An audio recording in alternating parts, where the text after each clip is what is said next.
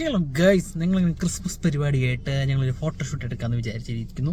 അപ്പം ഞങ്ങൾ ഇന്ന് അതെ വലിയ സെറ്റപ്പ് ഒന്നുമില്ല, ജസ്റ്റ് ഒരു ഫോട്ടോ എടുക്കാന്നത്, ഒന്നും ഇടണ്ടല്ലോ എന്ന് ഓർത്തിട്ട് അപ്പം ഞങ്ങൾ ഇങ്ങനെ ചെന്ന് ഇവൾക്ക് ഇപ്പം ത്രെഡ് ചെയ്യണം, നല്ല ഷോക്കായിട്ട് പിരിയൊക്കെ ഇരിക്കുന്നുണ്ട്.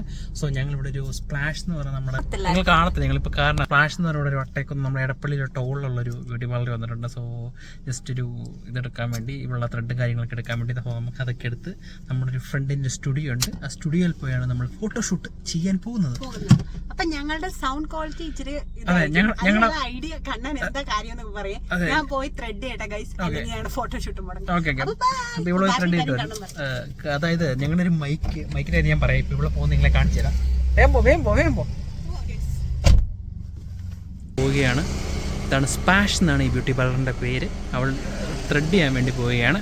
സോ അതായത് നമ്മുടെ മൈക്ക് ആക്ച്വലി പോയി ഗൈസ്. സംഭവം എന്താണെന്ന് വെച്ചാൽ നമ്മൾ എന്താ കുറച്ച് നാൾ മുമ്പ് മൈക്ക് എടുത്തിട്ട് റീസെൻ്റ് ഒരു 2-2.5 മാസം അങ്ങനെ സംതിങ് എങ്ങാണ്ട് ആയിട്ടുള്ളൂ. വലിയ നാളൊന്നും ഇല്ല, പക്ഷേ സാധനം പോയി. സംഭവം എന്താണെന്ന് വെച്ചാൽ ഞാനൊരു ദിവസം ഇവിടെ ഇല്ലായിരുന്നു. ഞാൻ നമ്മുടെ ഓഫീസിൻ്റെ വർക്കും കാര്യങ്ങളായിട്ട് ഓഫീസിൽ പോയ സമയം കണ്ടായിരുന്നു. ഓഫീസിൽ പോയ സമയം തന്നെ ഓഫീസിൽ പോയ സമയമായ ഓഫീസില്ല, ഞാൻ ഇവിടെ പുറത്ത് പോയ എന്തോ അല്ല ഓഫീസിൽ തന്നെ സോറി ഞാൻ ഓഫീസിൽ പോയ സമയമായിരുന്നു. അപ്പം എൻ്റെ സിസ്റ്റർ, അതായത് ഇവളുടെ അമ്മയുടെ അനിയത്തിയുടെ മോള് വന്നിട്ടുണ്ടായിരുന്നു. അപ്പോൾ ഇവർ വീട്ടിലായിരുന്നു. അപ്പം ഞാൻ ആക്ച്വലി ഓഫീസിൽ പോയ സമയമായിരുന്നു. അപ്പോൾ ഇവർ നമ്മുടെ ബബ്ബയുടെ റിലീസ് തലേദിവസം ഓഡിയൻസ് റെസ്പോൺസ് സിനിമയെ കുറിച്ച് ആൾക്കാർ എങ്ങനെ കാണാൻ പോകുന്നുണ്ടോ, എന്താണ് അഭിപ്രായം എന്നൊക്കെ അറിയാൻ വേണ്ടി ഇവർ നമ്മുടെ ലുലുമാളിൻ്റെ ഫ്രണ്ടിൽ പോയി വ്ളോഗ് എടുക്കാൻ പോയത്. വ്ളോഗല്ല, ഓഡിയൻസ് റെസ്പോൺസ് എടുക്കാൻ പോയത്. എങ്ങനെയാണ് പടം, എങ്ങനെയാണ്, അതായത് നിങ്ങൾ കാണാൻ താല്പര്യമുണ്ട്, ദിലീപിൻ്റെ കേസിന് ശേഷം പടം കാണാൻ എത്രത്തോളം താല്പര്യമുണ്ട് എന്നൊക്കെ കാര്യത്തിനൊക്കെ വേണ്ടിയായിരുന്നു. അങ്ങനെ ഇവർ പോയി. സംഭവം കോമഡി എന്താണെന്ന് വെച്ച് കഴിഞ്ഞാൽ ഇവർ പോയി കഴിഞ്ഞ് മൈക്ക് വെച്ച് ആൾക്കാരോട് റെസ്പോൺസ് ചോദിക്കുന്നു. അപ്പോൾ ഈ മൈക്കിൻ്റെ കേസും കവറും കൂടെ കയ്യിലിരിക്കുകയുള്ളൂ. അപ്പം ഇവർ കൈ പിടിക്കാൻ പോക്കറ്റിലിടാൻ ചെയ്യാന്നുള്ളതിന് ഇവരെന്ത് ചെയ്യുന്നു വെച്ചാൽ നിലത്തോട്ട് വെച്ചു. അതായത് നമ്മുടെ ലുലുമാളിൻ്റെ വാക്ക് വേ ഇല്ലേ, ലുലുമാളിൻ്റെ മറ്റേ സൈഡിൽ കൂടെ ഒരു വാക്ക് വേ ഉണ്ട്, ആൾക്കാർ നടന്നു വന്ന ഫുട്പാത്ത്, ആ ഫുട്പാത്ത് നിലത്ത് വെച്ചിട്ട് ഇവർ വ്ളോഗ് എടുക്കാൻ പോയി. 10-15,000 രൂപയുടെ മൈക്കാരിയിലും അങ്ങനെ വെച്ചിട്ട് പോകുമോ ഗൈസ്. അങ്ങനെ സംഭവം ഇവർ വെച്ചിട്ട് പോയി, വെച്ച് വ്ളോഗൊക്കെ എടുത്ത് അല്ല റിയാക്ഷനൊക്കെ എടുത്ത് തിരിക്കുക. അതുപോലെ കേസും ഇല്ല, കവറും ഇല്ല. അതായത് ഏതോ അയാൾ അടിച്ചുകൊണ്ട് പോയി. പക്ഷേ ഈ അടിച്ചുകൊണ്ട് പോയി എന്ത് സുഖമാണ് അതിനകത്ത് കിട്ടുന്നത് എനിക്ക് മനസ്സിലായത്. കാരണം 2 മൈക്കും റിസീവറും ഇവരുടെ കയ്യിൽ തന്നെ ഉണ്ട്. അടിച്ചുകൊണ്ട് പോയി ആ കേസ് മാത്രം കിട്ടും. അവന് എന്ത് സുഖമാണ് കിട്ടി. അവന് കിട്ടിക്കഴിഞ്ഞാൽ അവൻ അതിനകത്ത് ഒന്ന് തപ്പി നോക്കിയിട്ട് ഇല്ലെങ്കിൽ അവിടെ വെച്ചിട്ട് പോകത്തില്ലായിരുന്നോ ഗൈസ്. ഒരു ഗുണമില്ല. ഇതിപ്പോൾ പോയാൽ ഞങ്ങൾക്കും ഒരു ഗുണമില്ല, കിട്ടി അവനും ഒരു ഗുണമില്ലാത്ത അവസ്ഥയായി. അപ്പം ആക്ച്വലി അതാണ് സംഭവിച്ചത്. അതുകൊണ്ട് ഞങ്ങൾ കുറച്ച് നാളത്തേക്ക് ഞങ്ങളുടെ വോയിസ് ക്വാളിറ്റി നല്ല ഷോ ആയിരിക്കും. ഞങ്ങൾ ഇനി ഒരു പുതിയൊരു മൈക്ക് മേടിക്കണം. അപ്പോൾ ഗൈസ് നിങ്ങൾ ഏതാണ് മൈക്ക് നല്ല പറഞ്ഞു? ഞാൻ DJ മൈക്ക് മിനി ആയിരുന്നു മേടിച്ചത്. ഞാൻ ആ സമയത്ത് 2 മൈക്കായി നോക്കിക്കൊണ്ടിരുന്നത്. അതായത് നമ്മുടെ Hollyland Lark M2 DJ mic mini ആയി നോക്കിക്കൊണ്ടിരുന്നത്. അപ്പോൾ എനിക്കൊരു കമ്പാരിസണും കാര്യങ്ങളൊക്കെ നോക്കിയപ്പോൾ എനിക്ക് DJ മൈക്ക് മിനിയാണ് കുറച്ചുകൂടി ഇഷ്ടപ്പെട്ടത്. ഞാൻ അങ്ങനെ മേടിച്ചത്. അപ്പം ഞാൻ ഇനിയും ഏതായാലും നമുക്ക് മൈക്ക് വേണം, കാരണം കണ്ടന്റും കാര്യങ്ങളൊക്കെ എടുക്കുമ്പോൾ എന്തായാലും നമുക്ക് മൈക്ക് വേണമല്ലോ. അപ്പോൾ നിങ്ങൾ എന്താണ് പറയുക, ലാർക്ക് M2 എടുക്കണോ അതോ നമുക്ക് DJ മൈക്ക് മിനി തന്നെയാണോ? യൂസ് ചെയ്ത ആരെങ്കിലും ഉണ്ടെങ്കിൽ ഒന്ന് കമൻറ്റ് രേഖപ്പെടുത്തുക. സോ ഇതാണ് സംഭവിച്ചത്. സോ നിങ്ങൾ കുറച്ച് നാളത്തേക്ക് നിങ്ങളുടെ വോയിസിനെ ഒന്ന് ക്ഷമിക്കൂ. ഞങ്ങൾ മൈക്കുമായിട്ട് നല്ല ക്വാളിറ്റിയിൽ വീണ്ടും വരുന്നതാണ്. അപ്പോൾ ഏതായാലും അവൾ ബ്യൂട്ടി പാർലറിനകത്ത് കയറി പോയിട്ടുണ്ട്. ഞാനിവിടെ കട്ട പോസ്റ്റാണ്, കാരണം അതിലേക്ക് എനിക്ക് അവിടെ പോയാലും പോസ്റ്റാണ്, അതുകൊണ്ട് ഞാൻ കാറിൽ തന്നെ ഇരിക്കുകയാണ്. അപ്പോൾ അവൾ വന്നതിന് ശേഷം നമുക്ക് ബാക്കിയുള്ള കാര്യങ്ങൾ നിങ്ങളെ കാണിക്കാം. ഞങ്ങൾ ആക്ച്വലി ഒരു ഞാൻ പറഞ്ഞില്ല ഷൂട്ടിന് പോവുകയാണ്. അതായത് നമ്മുടെ ഒരു ക്രിസ്മസ് ജസ്റ്റ് ഒരു റാൻഡം ക്ലിക്ക് എടുക്കാൻ അത്രേ ഉള്ളൂ. നമ്മുടെ ഫ്രണ്ടിൻ്റെ ഒരു സ്റ്റുഡിയോ ഉണ്ട് ആക്ച്വലി ഇവിടെ അടുത്ത് തന്നെ. നമ്മുടെ പൈപ്പ് ലൈനിലാണ്, നമ്മുടെ തൃക്കാക്കര പൈപ്പ് ലൈൻ, അവിടെയാണ് സ്റ്റുഡിയോ. അപ്പോൾ അവിടെ പോയി 2 പിക്ക് എടുക്കാൻ വേണ്ടി പോവാണ്. അപ്പോൾ ഞങ്ങൾ അവിടെ ചെന്നിട്ട് ബാക്കിയുള്ള വിശേഷങ്ങളൊക്കെ നിങ്ങളെ കാണിച്ച് തരുന്നതാണ്. ഓക്കെ, അങ്ങനെ നമ്മൾ നമ്മുടെ സ്റ്റുഡിയോയിൽ എത്തിയിട്ടുണ്ട്. ഇത് അവരുടെ പോഡ്കാസ്റ്റ് റൂമാണ്. ഈ താഴെ കിടക്കുന്ന ആളെ കണ്ട് നിങ്ങൾ ആരും പേടിക്കണ്ട കേട്ടോ, അയാളെ ഒന്ന് നോക്കി വെച്ചേക്കണേ. ഇതാണ് ഈ സ്റ്റുഡിയോയുടെ അകവും കാര്യങ്ങളൊക്കെ. അതിനെക്കുറിച്ച് കുറേ എക്സ്പ്ലനേഷൻസ് എനിക്ക് തരാനുണ്ട്, അതുകൊണ്ടാണ് ഞാൻ അങ്ങനെ പറഞ്ഞത്. അപ്പോൾ ഇതാണ് നമ്മുടെ എൻട്രി ചെയ്ത് വരുന്നൊരു റൂം. അവിടെ ക്രിസ്മസിന് വേണ്ടിയിട്ടുള്ള കാര്യങ്ങളും ബാക്ക്ഗ്രൗണ്ടും ഒക്കെ അവർ സെറ്റ് ചെയ്ത് ഓൾറെഡി വെച്ചിട്ടുണ്ട്, കാരണം കുറേ ഫോട്ടോഷൂട്ട്സ് ഉണ്ടായിരുന്നു. അപ്പോൾ ഇതാണ് നമ്മുടെ കടയുടെ ഓണർ. അതാണ് പല്ലുകൾ കൊണ്ട് പുഞ്ചിരിച്ചുകൊണ്ട് നിൽക്കുന്നത് നമ്മുടെ വ്യക്തി. ആൻഡ് ദിസ് ഈസ് നമ്മുടെ ക്യാമറമാനാണ്. ആൻഡ് ഈ മുഖം നിങ്ങൾ എപ്പോഴും ഒന്ന് ഓർത്തിരിക്കണം, കാരണം ഭാവിയിലെ സിനിമയിലൊക്കെ നമുക്ക് കാണാൻ വേണ്ടി ഉള്ളൊരു ആളാണ് കേട്ടോ. ഞാൻ ഒരുപാട് അങ്ങനെ ആഗ്രഹിക്കുന്നൊരു വ്യക്തിയാണ്. അവനെ കുറേ സിനിമകളിൽ കാണണം, അവൻ്റെ ഒരു ഇൻ്റർവ്യൂ കാണണം എന്നൊക്കെ. കാരണം അവൻ എഴുതും, അഭിനയിക്കും, പാട്ട് പാടും, പാട്ടെഴുതും, അങ്ങനെ പല കഴിവുകളൊക്കെ ഉണ്ട് കേട്ടോ. അപ്പം അതൊക്കെ ഒന്ന് സ്ക്രീനിൽ കാണാൻ ഒരുപാട് കൊതിക്കുന്ന ഒരു വ്യക്തിയാണ് ഞാൻ. ആൻഡ് ഇതാണ് ഇവരുടെ മേക്കപ്പ് റൂം. അപ്പം ഇവിടെ വെച്ചും നമ്മൾ ഫോട്ടോസ് എടുത്തിട്ടുണ്ട്.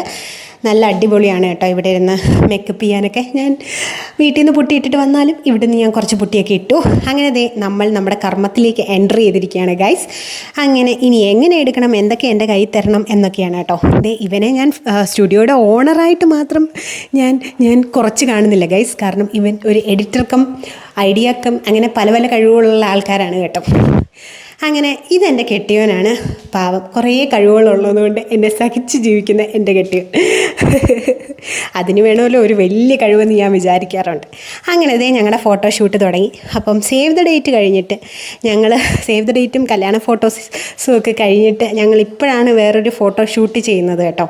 അങ്ങനെ നമ്മുടെ ക്യാമറമാൻ ഫോട്ടോ എടുത്തുകൊണ്ടേയിരിക്കുന്നു, ഐഡിയകൾ പറഞ്ഞുകൊണ്ടിരിക്കുന്നത് നമ്മുടെ ഓണർ, നമ്മുടെ ജസ്റ്റിൻ കെ ഫിലിപ്പ്.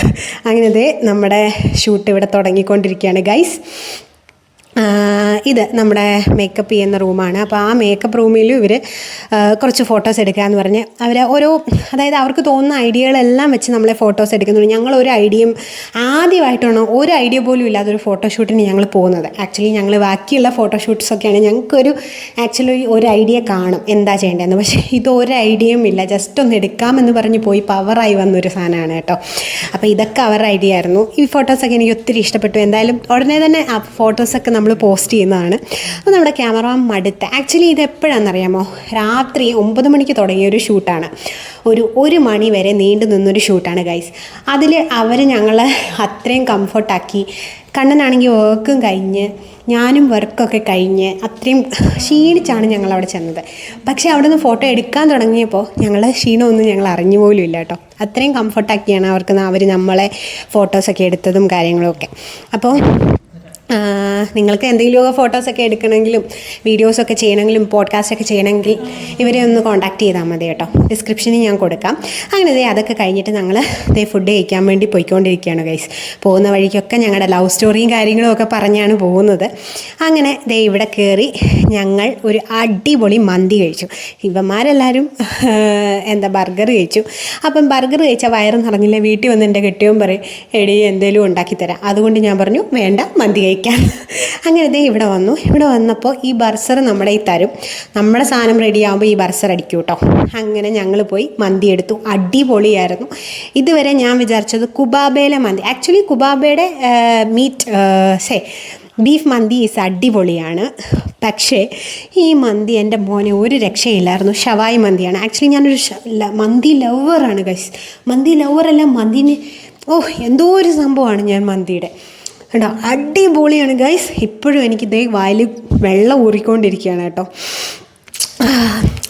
അങ്ങനെ നമ്മൾ അതൊക്കെ കഴിച്ചുകൊണ്ടിരുന്നപ്പം ഇവന്മാരുടെ ബർഗറും ഫ്രഞ്ച് ലോഡഡ് എന്തോ സാധനം അതും അടിപൊളിയായിരുന്നു കേട്ടോ. നല്ല ഫുഡായിരുന്നു, സൂപ്പറായിരുന്നു.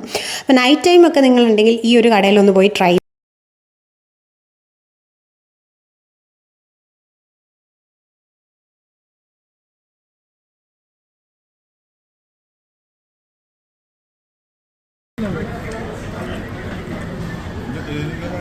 അപ്പോൾ നമ്മുടെ ഫോട്ടോഷൂട്ട് വിശേഷം ഇത്രയൊക്കെ ഉള്ളൂ. അപ്പോൾ ടാറ്റ ബൈ ഉമ്മ.